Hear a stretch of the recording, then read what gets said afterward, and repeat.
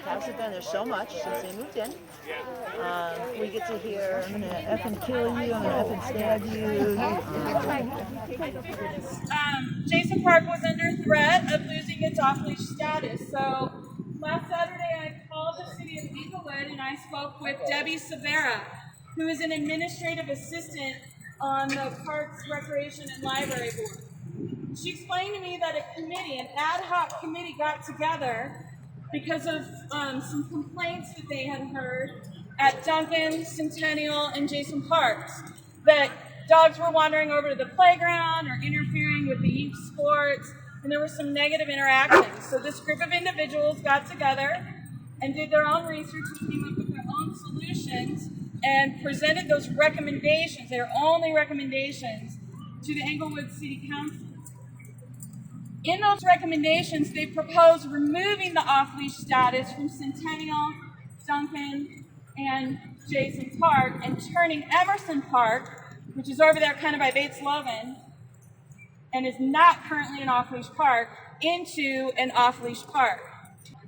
When I read the recommendations, and you can visit the City of Englewood website to find the recommendations, I had sort of a multi-layered reaction. I don't have kids, but I am a teacher, a high school teacher, hence my bossy tone. Playground boy. Yeah. And I thought, well, you know, those parents at Duncan and Centennial, they have valid concerns. Those are smaller areas. So my reaction was, well, maybe that makes sense to remove off-leash status from Duncan and Centennial, but I personally didn't think it made sense for Jason Park because we're so big. We have room to spread out, and I know a lot of parents that come here to exercise their dogs while popping their kids over at the playground. No matter what park you're at, whether it's an enclosed park, an off-leash park, or a leash-only park, you're always going to have a small percentage of negative interactions. You're always going to have a small percentage of irresponsible owners. That's inevitable. But I feel like Jason Park, and I'm hoping you guys agree with me, Jason Park is unique. We're really good at self-regulating. We love this park because it's clean, it's grass. We don't sit around, other than today, and congregate and ignore our dogs, which can sometimes happen over at the canine corral. So it's clean. I don't know about you guys, but if I see poop that's not my dog, by the way, this is my dog right here, Daisy, I'll clean up poop that isn't my dog. Everybody. Right, and I mean, it happened. Remember social distancing and masks, you guys? And it happens. I mean, sometimes we're talking and we don't catch our dog pooping, and so we clean up, and that's what makes this park so awesome.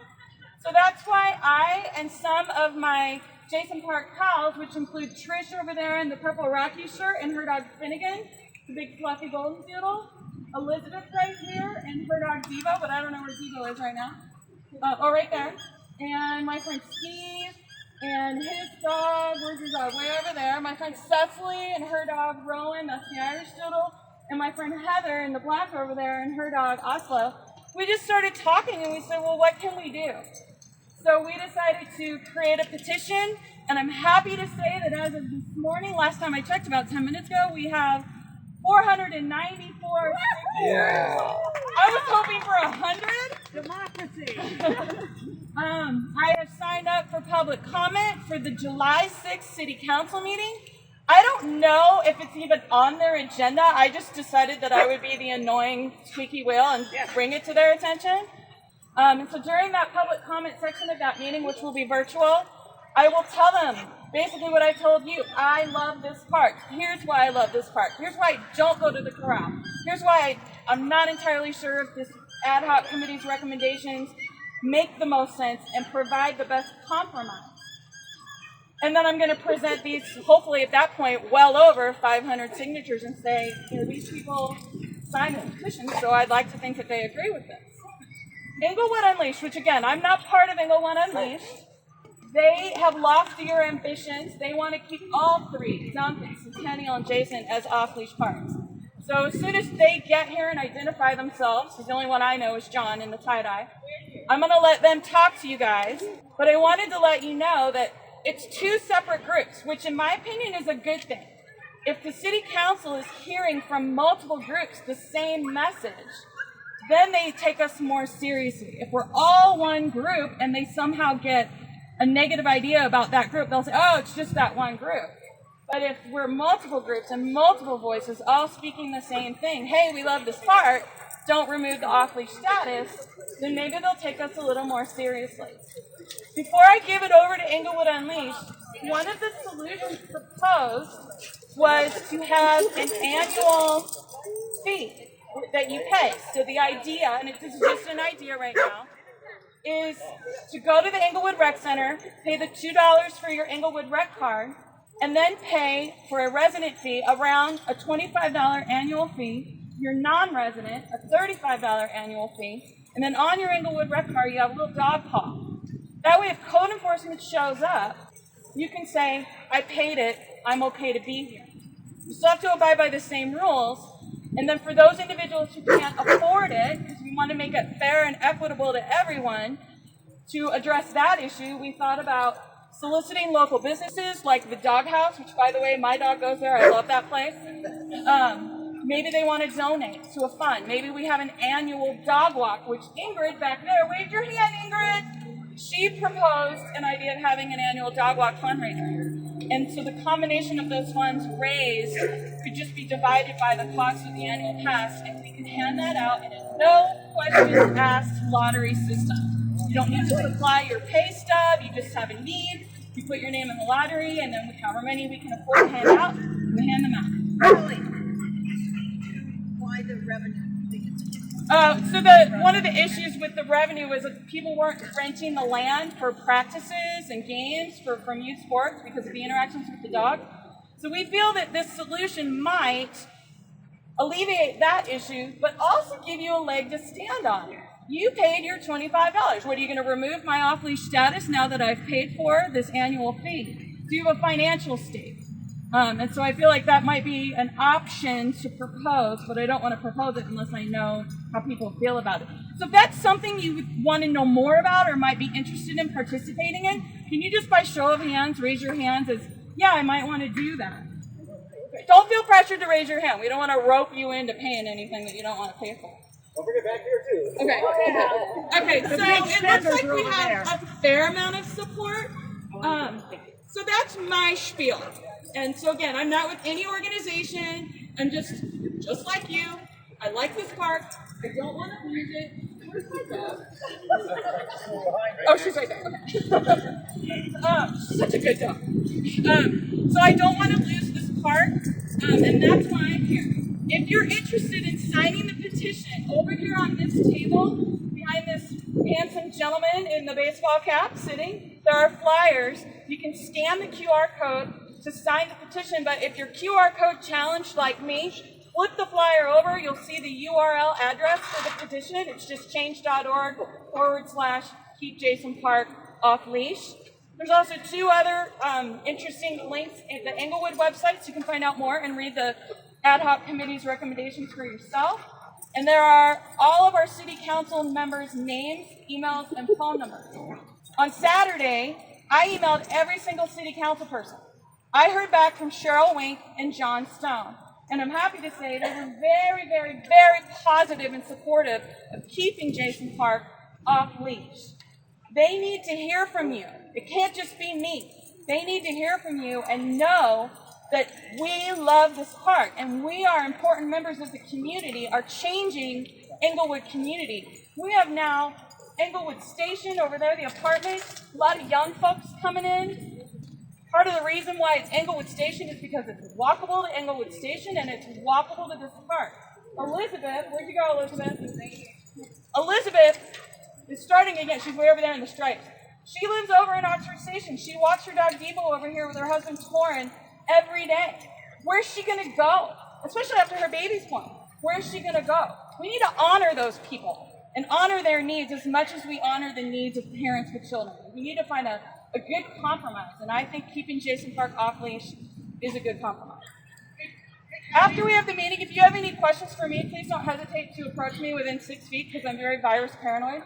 And I'm done, so I'm going to hand it over to Englewood Unleashed. I don't know who they are, so there they are. Come on over. I had a question. Hey, Helen, if you take your iPhone and open your camera, QR codes scanned automatically. All your food. Yeah. Oh. Some of us are QR code challenged even with that.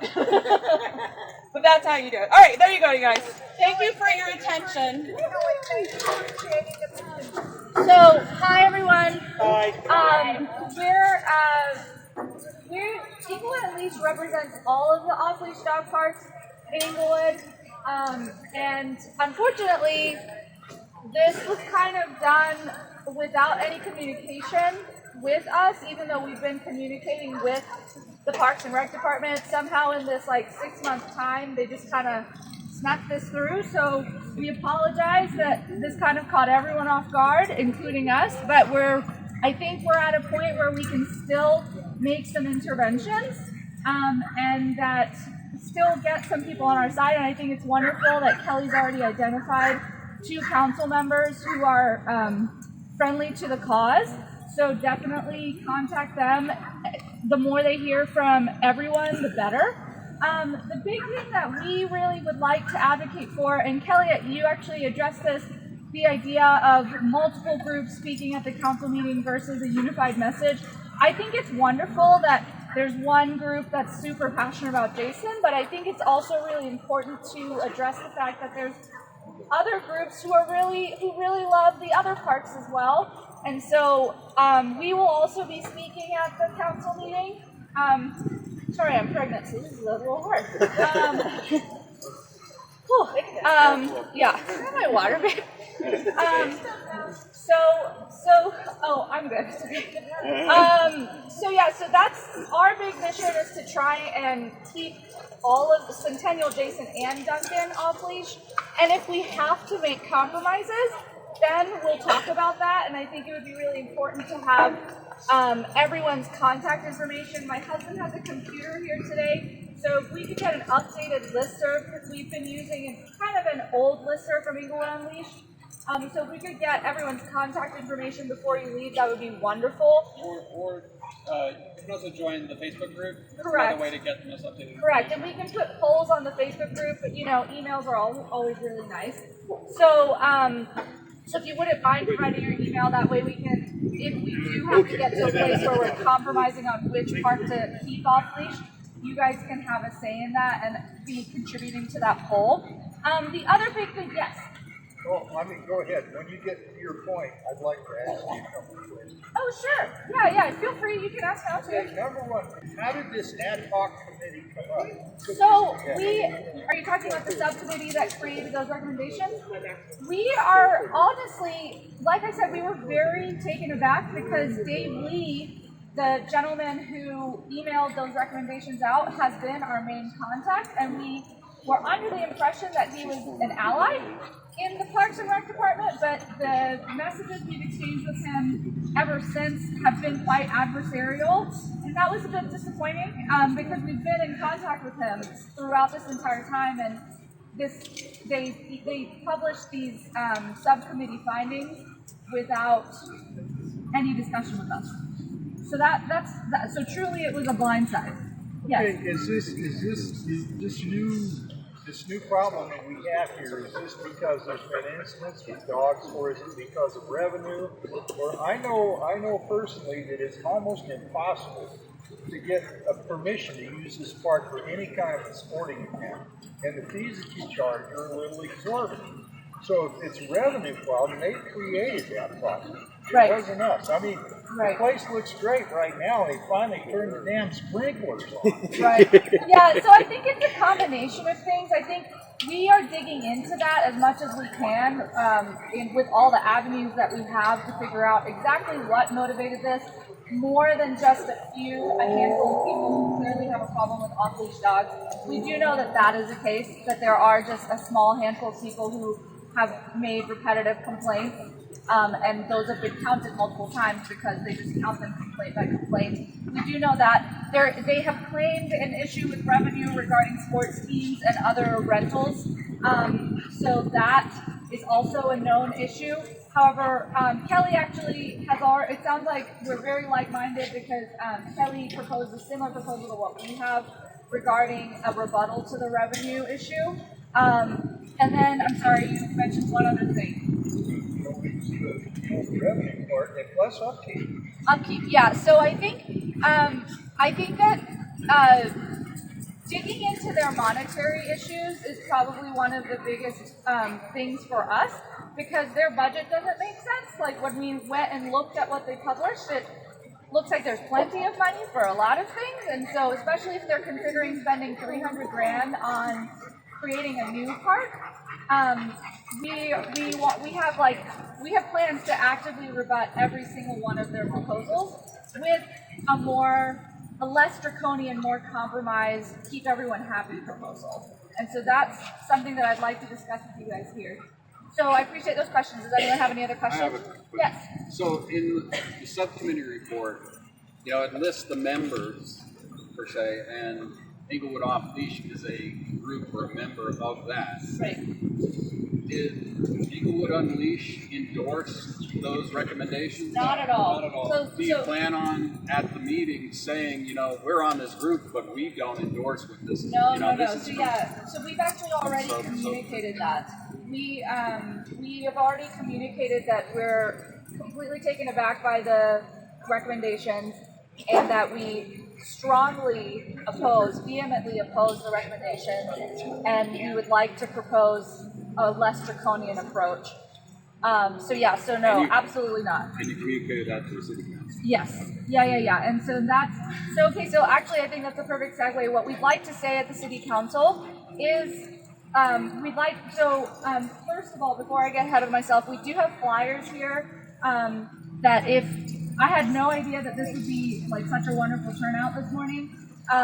We have about 50 flyers printed out. We can send out the PDF for people to print more at home.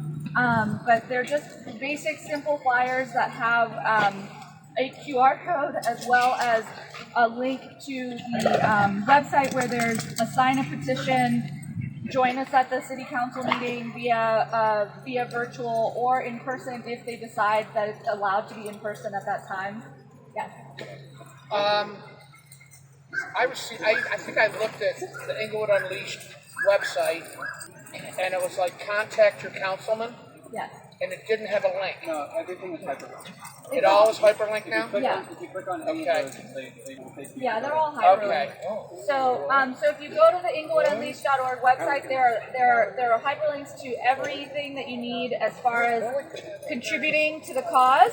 And then we are happy to, like I said, send out the PDF for the flyers, and we're also happy to print out more flyers, as well as we have some copies that people could take, just a handful today, to as you're enjoying your parks this next week, give them to as many people as you can and expose them to the cause and help them contribute.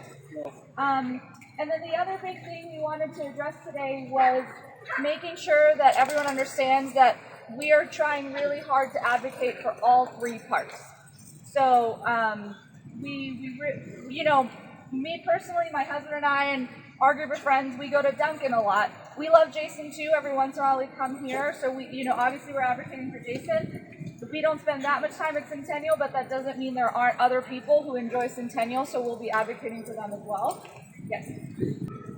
As the board of Englewood Unleashed, it is incumbent upon you, in my opinion, that you're here, that you're at Centennial, that you attend all the parks. I realize some might be more convenient for you than others, but the reality is, you guys aren't that well known anymore. And I'm not trying to be a jerk. No, it's true. But when you go to the website and it shows events from last year and 2 years ago, you guys should really be our focal point, the hub, so to speak. And when you look at events that are 2 years old and you're not at all the parks, I think you really need to get out here and meet this group of people, and Centennial, and meet that group of people, and to all the parks. I think that's a really important point, and I think outreach is something that could absolutely be improved.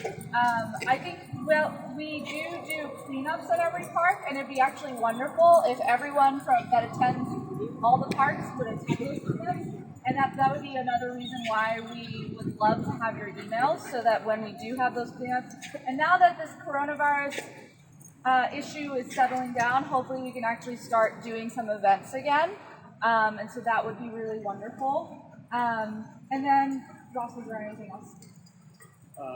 No, I mean, we're just looking for, any and all support. There's obviously this immediate issue of trying to make sure that we keep our parks, but, we'd love your support continuing on doing those park cleanups, making it an active membership. Everyone fits in. When it comes to park cleanups, you need to organize them. We do. We can't see park cleanups for, October, November, December of 2019. It really disempowers you. Right. The only reason we hadn't scheduled any this year was a winter and then COVID started. So, but we are going to be resuming those now. Yes. I just wanted to make an additional point about keeping this park. We have a ton of park benches and things that are dedicated to people that have passed on, that love this park, and love their dogs. And for them to close this would be a real dishonor to their memories. And I just think that's an extra point we can all make if we email our congress people or the council people. So just wanted to remind people of that. Kelly made a point earlier on in our discussions that if you're corresponding with the council people, it's try to keep them positive and what you really like about the park. Maybe offer compromises if you're willing to pay a reasonable annual fee if revenue's an issue.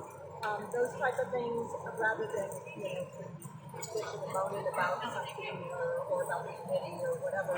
And one other point I'd like to make that maybe people should think about, if they get rid of the office hours here or in any other park, in my opinion, it's not going to change finding errant people because those irresponsible dog owners, they're still going to come. It's not going to be bad. And what it will do is decrease the rest of us here picking up at them. And I think that now that we're back to the proposal for what we'd like to take to the council, I think what's really, really, really important is us having a unified message on solutions. So Kelly, I think it's absolutely wonderful that you would like to speak, specifically upon behalf of Jason Park. But I think it would actually be really wonderful to be unified on the solutions regarding revenue. The big thing that we have proposed actually multiple times to the Parks and Rec Department, but I think it was just one of those things that got tabled by them multiple times, is an annual permit with like a tag that your dog wears.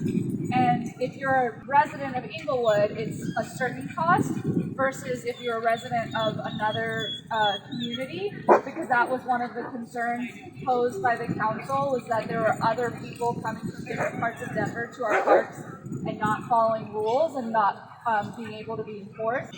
So they would pay a little bit of a higher fee, and so that's revenue. We were thinking about proposing about a $20 annual fee. Is that a number that most people think is feasible for everyone? Mm-hmm. Okay, yep. Just a raise of hands, $20, good for an annual fee. And then does anyone think it should be higher? Okay. I feel like there could be wiggle room if they want it higher, but I think that's a good starting point. Okay, sure. So I think $20 is the annual fee recommendation that we're going to make. And then if the city really wants to, they could do something similar to what they do at the Cherry Creek and Chatfield dog parks, where they have a day pass and they have periodic enforcement. And if you don't have that day pass that you paid for on hand, then you're removed from the park and given a warning.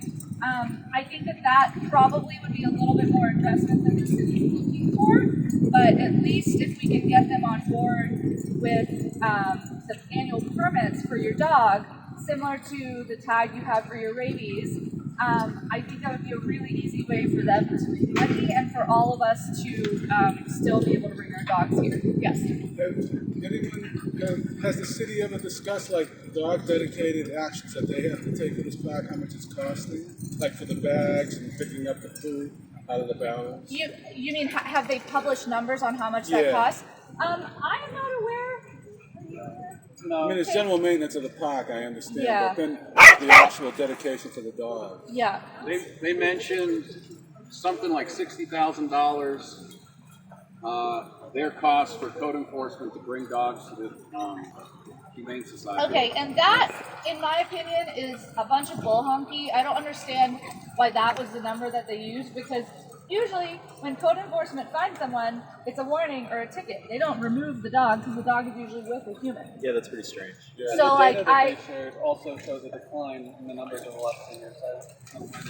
So, and those are things that we will absolutely be addressing, like the data, the survey results, the fact that they only polled 62 people, and clearly it wasn't the 62 people who were here, it wasn't a representative group of people. So we're definitely going to be digging into that with them and just asking them, you know, if you're not willing to consider our proposal right now, say worst comes to worst, July 6th, they say, sorry, where's your data? I would love to create a new survey that's distributed again, and I would love for all of you to participate in it and actually have a more representative cohort. So that we have a plan, even if what we get is a hard wall the first time we propose this. Do you know if there's a schedule for the vote on those recommendations? So we have asked that specific question, and they currently are not able to give us an answer. What they have told us is that it has passed subcommittee in the Parks and Rec Department and been approved by the Parks and Rec Department, but it has not actually yet been brought to the city council members. So bear in mind that when you email the council members, they may not have actually become aware of this until our email. So give a little, just like a 1 sentence, 2 sentence blurb. And the other thing that I think would be wonderful now that we know we have so many people involved is we will create a script and we will link that script in our change.org petition so that if it's a little intimidating for you to produce an email, we'll have a script ready for you and you can edit it as you would like.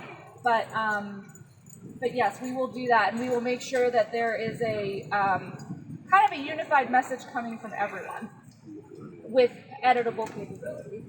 I think something else, just to, again, with our website and Facebook group, we're going to be putting on like documents for like the proposal that we're going to make and the our rebuttal that we'll share with the city council on July 6th. So everyone will have the opportunity to review that. If you want to look at it, and you can provide us with suggestions and comments. It's a forum. We want everyone's voices heard. So that's something that we'll be sharing. How many people are on this subcommittee? On the Parks and Rec subcommittee? You're the one that's complaining. So the Parks and Rec subcommittee is the one that created the new recommendations, and as of what I know, there are like 5 people. 5 people versus 4 people. Correct. And there Wouldn't are you just look at that and go, no brainer? Right. Well, Why start charging people money? right. I mean, you guys can accumulate a lot of money, and how do we know it's going to go to a good cause? And Right. it's always easy to charge us more money. So I think that that's an excellent point. The 5 people that are on that subcommittee, I believe, actually have some level of position in the Parks and Rec or city government. I don't believe those 5 people are the only 5 people that have brought these complaints to them. I would like to think that there are definitely more that have brought complaints to them, hopefully at least 10 or 15, for them to have gone through the trouble of completely reviewing the recommendations that were originally published. But yeah, so those 5 people are just people who are working at the Parks and Rec Department on the Park Street subcommittee. They don't necessarily come here and visit. I would like to think they're Englewood residents. Yes. Actually, I'm Rita Russell. I am on the Englewood City Council. Whoa, hey Rita! I can answer some of these questions. I am incredibly frustrated because council has not gotten any more information than you have. Right. And that is wrong. I mean, somebody emailed me yesterday and asked me to come to this meeting. I'm here because I'm all about the residents and what you want. You need to organize because that's the only way that anything is going to get done. And the people that are making these decisions are not elected officials. Right. Elected officials are the city council members and we are answerable to you. And if you don't like what we're doing, you can either recall us or vote us out the next time. And so the problem is we have unelected officials making these decisions. Because I didn't know anything, I went on the web last night. City Council talked about this issue on March 30th, and everybody agreed to send it back to Parks and Rec for a recommendation. The Parks and Rec Committee, they are Englewood residents. They are appointed by council.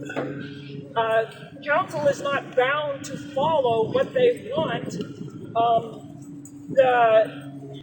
And what frustrated me is the subcommittee that they formed, and the fact that you said, because I didn't know this, I saw some things about the subcommittee.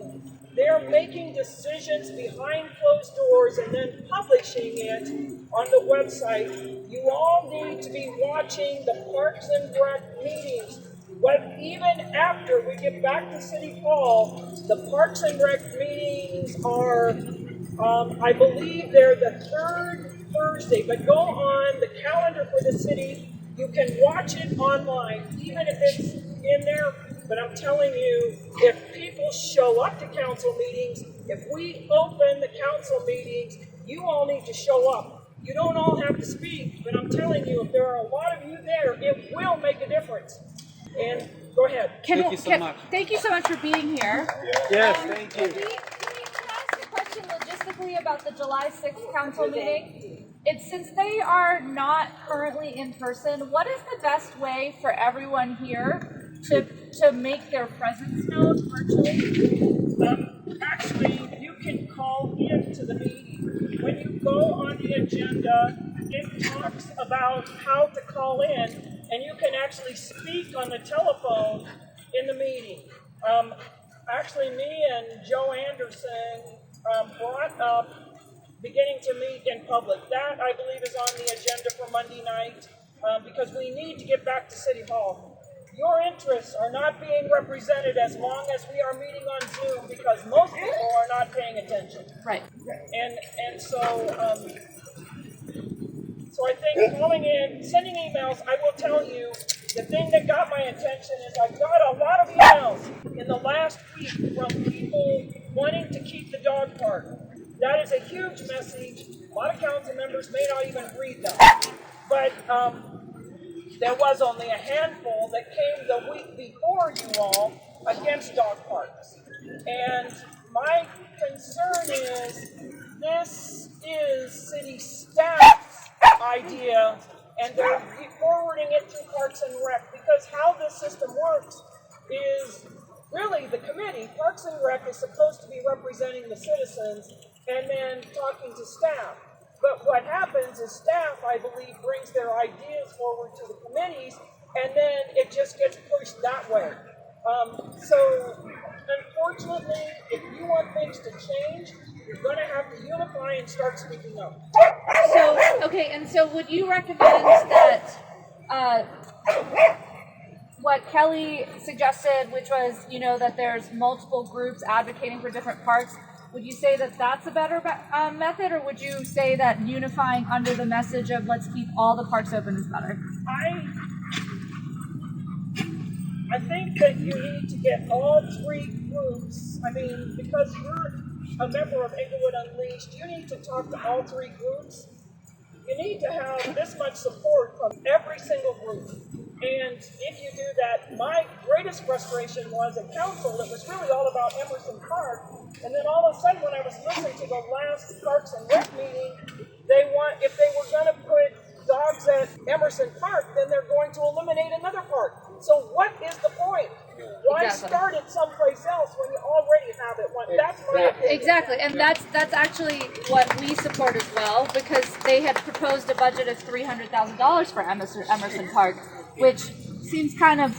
I've never been over there, but it's not very big. No, it's not even as big as this area over here. And I mean, I think that the people that they polled for that were clearly biased towards small dogs, because they actually even noted that new park would only be for small dogs, which... And the other thing that I believe is the neighbors were using that park. It was off the radar. Got it. And so I believe the neighbors were using it for their dogs, and it wasn't a problem until perhaps one person in the neighborhood complained. And then code enforcement started targeting that park. Got it. And the one thing that I saw about Jason Park when I looked at code statistics, Jason Park has very few complaints.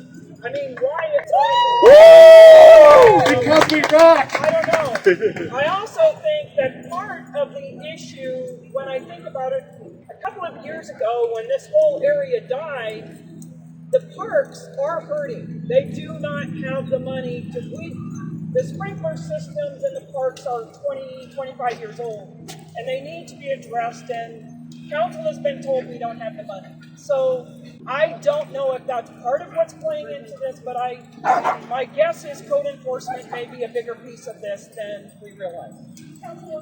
Yes. Then also email correspond with the director of the Parks and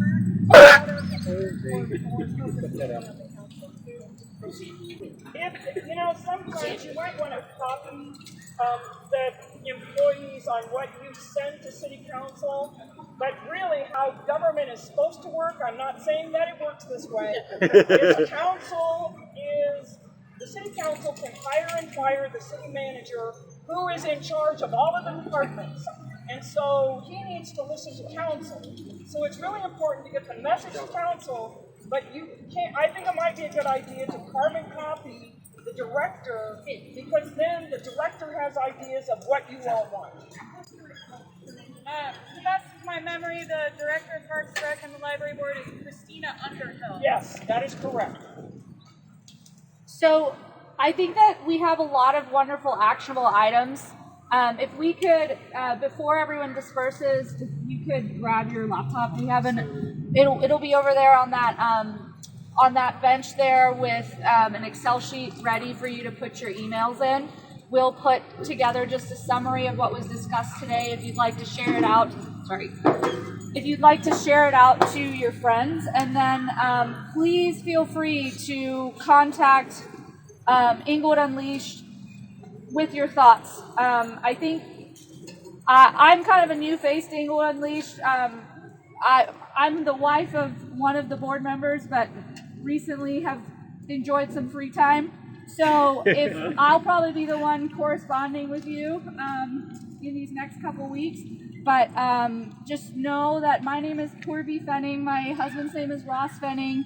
Kaylee Wallace is back there. She's one of the board members. And then Martell Paul is also one of the board members. So if you want to contact anyone or address anyone specifically, please do so. Like we said, we're here for all of the parks.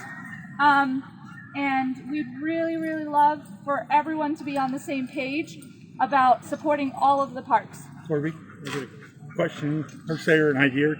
Under the whole Englewood Unleashed thing, you know how different places have like chapters?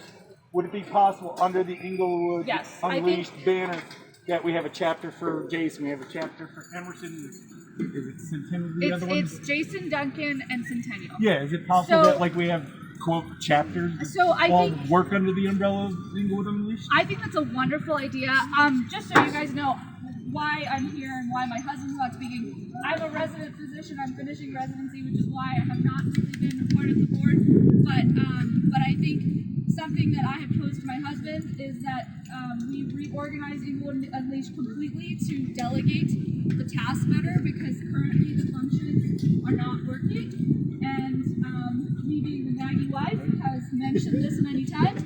So I think that would be wonderful, and I think that if we can get a meeting for Englewood Unleashed set where we can discuss a lot of the issues that John brought up, as well as what's your name, sorry? George, as well as George brought up. I think these are ideas that are wonderful, because I think the more support we have, the more dedicated people, the more Kellys, the more Georges, the more Johns, I think the better this organization will be able to implement and protect these parks. And hopefully we'll never have to deal with a threat like this again. This is a reoccurring thing. I've been coming to this park for 10 or 12 years, and every 2 or 3 years this crops up. Yeah. Every 2 or 3 years. And I think the former leader of Englewood, the person who established Englewood Unleashed, encountered this as well. So I think you're totally right. I think that power in numbers is extremely important. And what the councilwoman said, staying unified, staying organized, is the way that we protect from this. And I think George brought up an excellent idea. So I think we have a lot of really good ways to address all of this moving forward from here.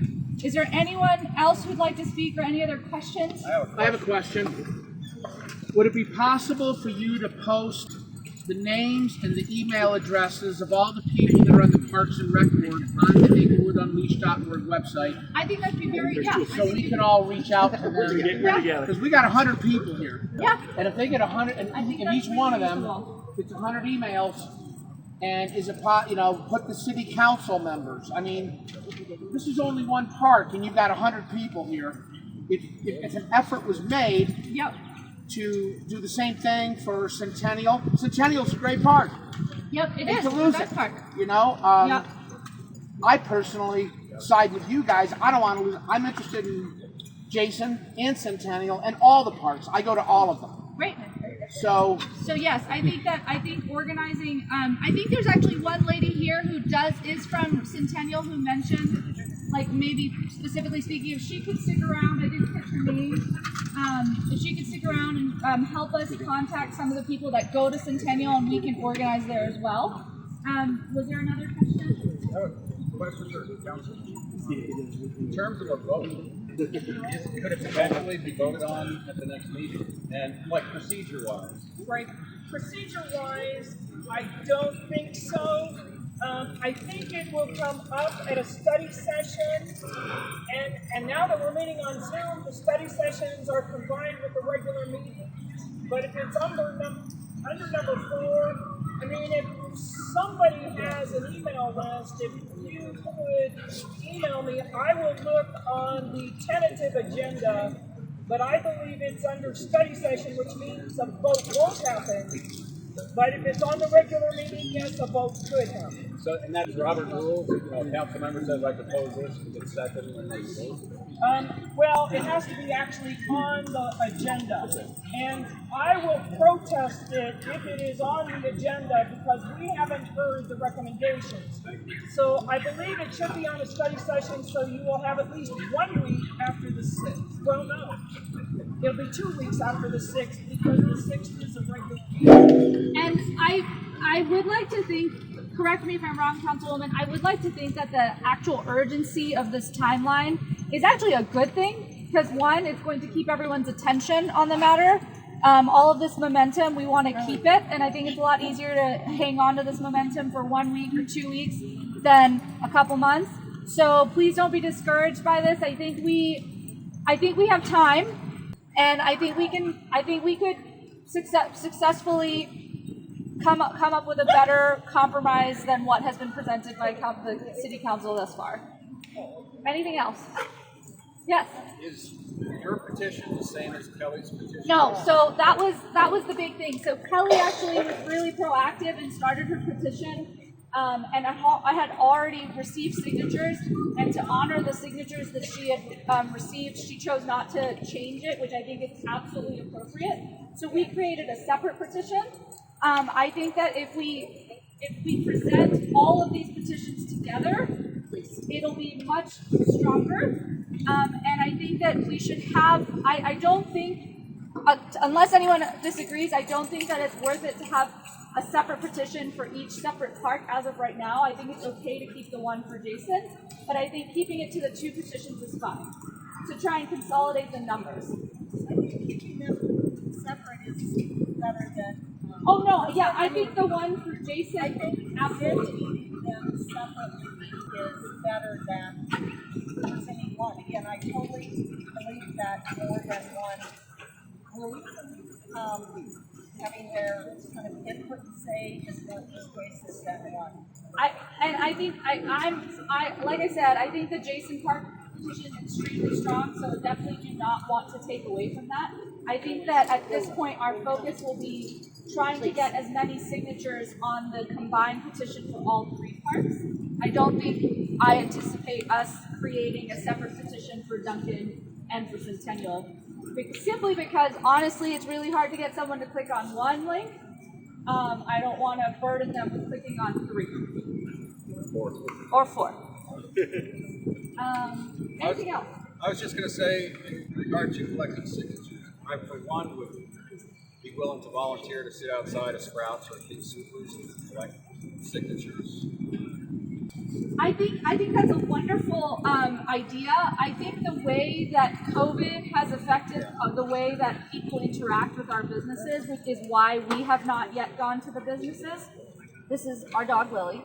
I think that it would actually be really wonderful if we could have someone at every park, because as opposed to a business, because I think that would be a higher yield effort. And it would be, please stay afterward if you would like to be one of those people. It definitely does not have to be like a round-the-clock daily thing, but if we can get just the high-yield times, like the 5 o'clock time, or any other time where you know people tend to come to your park, that would be a wonderful effort that we could have. And I think it'd actually be really easy to have it set up either on like an iPad or a phone. That way it's all done electronically and we don't have to transcribe the handwritten signatures to the petition online. Anything else? I just want to leave it, so oftentimes we see the guys out here clearing out the trash cans full of nasty food, cutting the grass.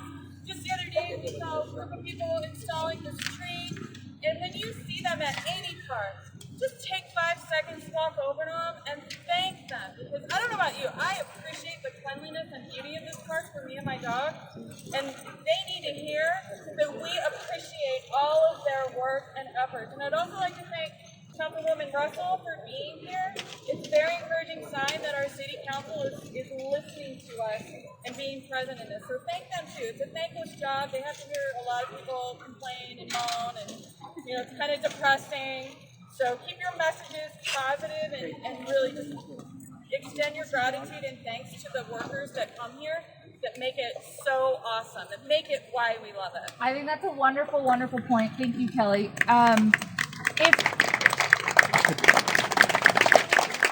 If you, just to remind everyone, please go over to where my husband is, in the blue mask over there, and put in your email, take some flyers. I think we can do this, guys. I really do. Thank you so much. This is a wonderful neighborhood park. It's enclosed on 3 sides. It's clean, it's well maintained, and the dogs that come in here, we saw all these dogs out here today, and there wasn't one mad bark in the whole bunch.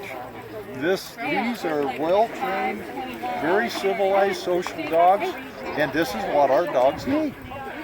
My name is Kelly Kane. I am just a regular patron of Jason Park.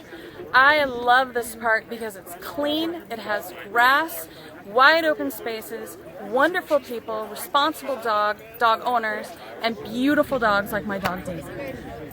I don't know any more than you all know. Okay, sounds good. Well, then we look forward to learning together. It's a great open space for dogs to run. It's a beautiful location. I haven't been to some of the other parks, but I know this one for dogs, just the sheer width of it where they can just run and be dogs is just awesome for them. Because it's the best park in Denver. Bottom line. We love this park, we take care of it. Our parks are a fundamental piece of our community, and without them, we lose our community. So that's why we need to keep them. Well, because it's a great park, because we are good caretakers of the park, because our dogs love the park.